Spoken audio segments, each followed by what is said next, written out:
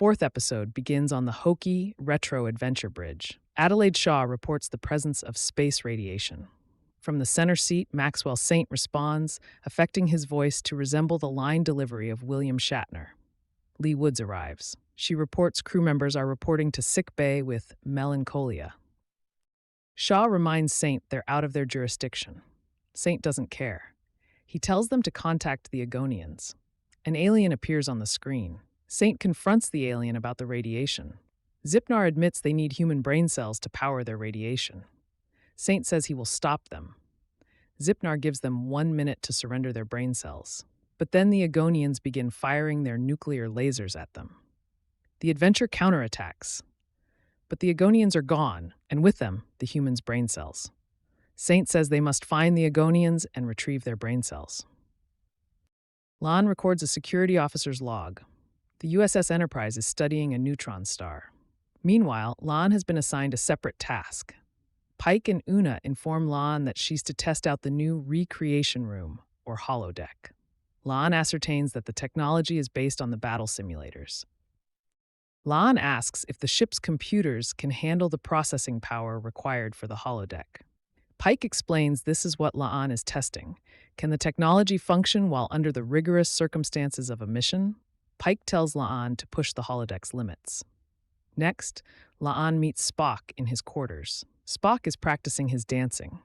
He invites La'an to dance with him. La'an joins him as a tango plays. She asks him about the field emitters he's been working on for Scotty. Spock says the alignment is nearly complete. Thus, the holodeck should be ready once La'an and Scotty have finished designing a program for it. La'an has yet to choose a subject for the holodeck program. Spock states that violence, relaxation, and romance seem to be popular choices for human entertainment. For a moment, it seems as though Spock and La'an may kiss. But La'an has been struck by an idea. In engineering, La'an explains the idea to Scotty, Amelia Moon. The 1960s detective stories were a favorite for young La'an. An outsider who frequently found herself in the midst of a crime, Amelia always got justice. It's clear the stories were formative. Scotty says there are 112 of the stories in the database, enough to form the foundation for the simulation. Scotty is concerned about the computer's processing. Pelia is on shore leave.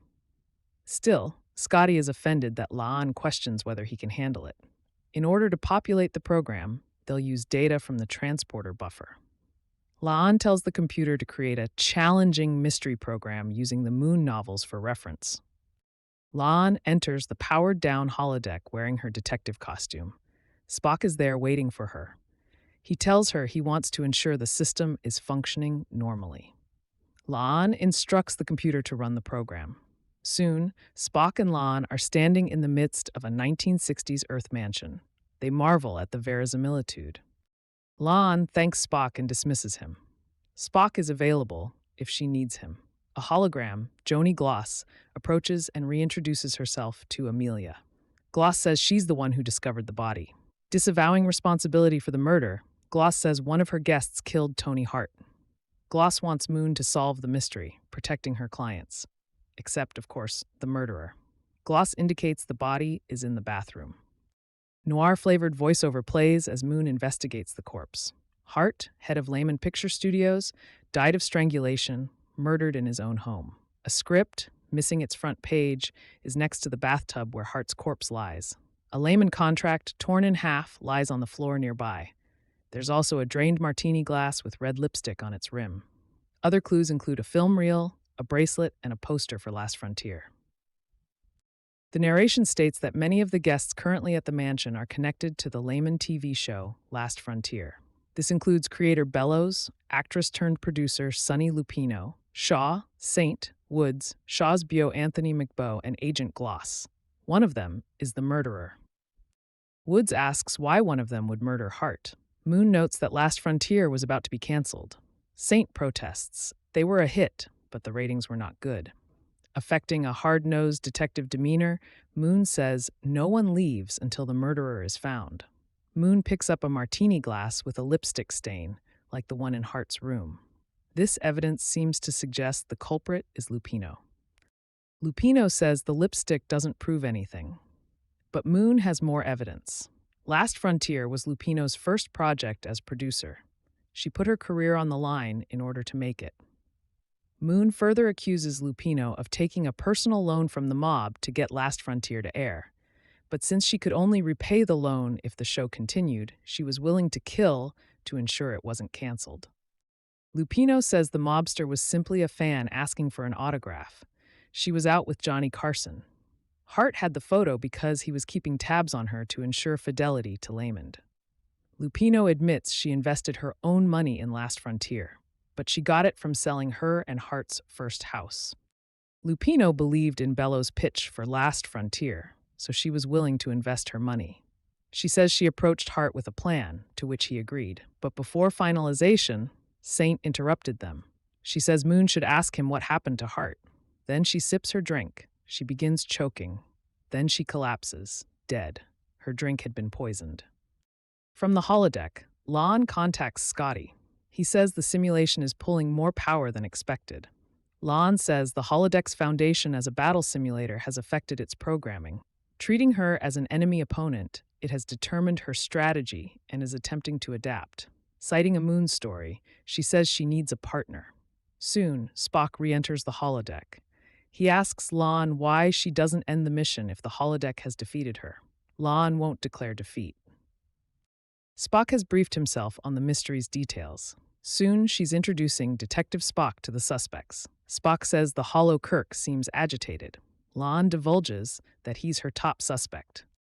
In engineering, a frantic Scotty answers Chin Riley's questions. He continues to insist he has everything under control and doesn't need backup. In the holodeck, Spock and Moon interrogate Saint about his row with Hart. Saint explains that he's having an affair with Hart's secretary, who was also having an affair with Hart. Further, Saint insinuates that Spock and Moon must know how that goes. Lon says it's not about them. Saint says drama is nothing to kill for, and he convinced Hart that the relationship with the secretary was over. This was accomplished via tabloid photos that imply Saint and Shaw shared a tryst. Shaw, who is now being interrogated, denies this. She knew the show was being canceled, but she is more frustrated that her relationships are all the public cares about. She wants to be recognized for her work. Next up for interrogation is McBeau. He had no reason to kill Lupino. He admired her for her desire to make art. McBeau wants people to unleash the artistic beast within. Thus, McBeau has been hosting artistic salons, attended by Woods. Woods has been writing a Western screenplay. Moon and Spock confront Bellows in his room. He's packing his bags. Bellows admits he is disappointed the show has been canceled. He's unimpressed by Woods writing another Western. Bellows says Hart tore up his contract as a favor. Warner's has the rights to a book he hopes to adapt. He's been given a chance to direct. He thinks movies change hearts and minds, not television. He denies responsibility for the murder. Spock has created a conspiracy board. Moon notices the screenplay by Woods has no cover page. But as she considers what that might mean, she's nearly crushed by the chandelier, which falls from the ceiling. Moon wonders if Hart planned to credit someone besides her for the screenplay, so Woods killed him. But Spock notices that glass from the falling chandelier cut her face. The holodeck safety protocols are malfunctioning, and the computer won't end the program. Scotty arrives at the Enterprise bridge and asks Uhura to help him with a communication problem. He can't get hold of Lon inside the holodeck. There's no way to get her out or stop the program. Lon has to complete the program to escape. On the holodeck, Lon and Spock attempt to talk through their predicament. Lon surmises that the only way to survive may be to catch the murderer. They hear Bellows and Saint arguing. Saint's also arguing with Shaw and McBeau. Moon tells everyone to shut up and asks where Woods is located. They find her in another room with a knife in her back, with Gloss standing nearby. Moon accuses Gloss of killing Woods, but Gloss says she was just looking for a light. While Gloss admits she had a lot of money running on the show, that's not her beef with Hart. Gloss was a true believer in Last Frontier. She explains that the show offered social commentary through the lens of science fiction, but the studio was more cautious, didn't want to make waves. Gloss thinks the idea was inspiring. She says the show, like all art, could help people discover new parts of themselves. Gloss is distracted by the fireplace igniting, but it turns out it's a fake fire. She storms off. Inside the fireplace is celluloid film. Moon believes it's the murder weapon. The killer made the same mistake Gloss did, thinking they could burn the film in the fireplace. On the bridge, the neutron star's collapse is imminent. Mitchell reports a powerful gamma blast incoming. Sensors begin overloading. None of the ship's systems are responding. Scotty explains that the holodeck is pulling too much power, and Scotty can't turn off the holodeck.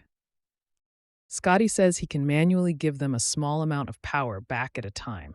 They have about 30 seconds of acceleration. Ortega says she likes a good challenge. Fortunately, she's able to guide the Enterprise out of harm's way. Inside the holodeck, Moon and Spock watch the film they found. It's the raw footage from the Last Frontier scene featured in the cold open. Bellows interrupts shooting over the protests of the director. Saint and Bellows begin arguing with each other. An assistant brings Bellows a phone. Bellows reacts to the voice on the phone, emotionally reacting to the news that he's been terminated. After he leaves the screen, Scotty runs up to the camera and directly addresses Lon. He tells her she must complete the program to escape. Bellows did have the motive and opportunity to kill Hart, but Moon is skeptical that Bellows could kill Woods or Lupino, especially since the latter also cared about the show. Bellows enters with a gun and says that's true, but implies Lupino was the one who fired him. He reveals that the show wasn't canceled. Bellows was just being replaced. Despite holding the gun, Bellows says he isn't the killer. Instead, he accuses Moon. He's also suspicious of Spock. Bellows accuses Spock of being his replacement, advancing on him with a gun. Moon tries to wrestle it away, but the gun fires and hits Spock. Bellows staggers away. Spock has been shot, but he's not severely injured. Lon hugs him, but Spock is impassive. Lon has a realization. She points the gun at Spock and says he's the killer. He killed all the characters and sabotaged the chandelier. Spock says he has no motive. Lon realizes that it isn't Spock, it's a hologram, and he has been since she entered the holodeck. The computer watched La'an with the real Spock earlier and knew she wouldn't suspect him. Spock tells her she has solved the mystery. La'an says end program, and the completed simulation powers down. The computer returns to normal function. Later, Scotty and La'an report to Pike and Chin Riley in Pike's ready room. La'an says the holodeck holds promise, but it's not ready yet. Scotty suggests the holodeck needs a dedicated server room and power source. Pike allows this to be included in the report, but only as a very small footnote. La'an returns to Spock's quarters to continue their lesson. While La'an wanted a solo mystery, the holodeck made her think she needed Spock as a partner. La'an says she thinks the computer understood her prompt perfectly. The holodeck knew her better than she realized, giving her a killer she would never suspect. As they continue to dance, La'an reveals that Holo Spock was the killer. But La'an knows Spock too well to completely fall for the ersatz Spock. The pair is guarded, but they admit their feelings for each other. Spock kisses La'an. Over the end credits, outtakes from Last Frontier play.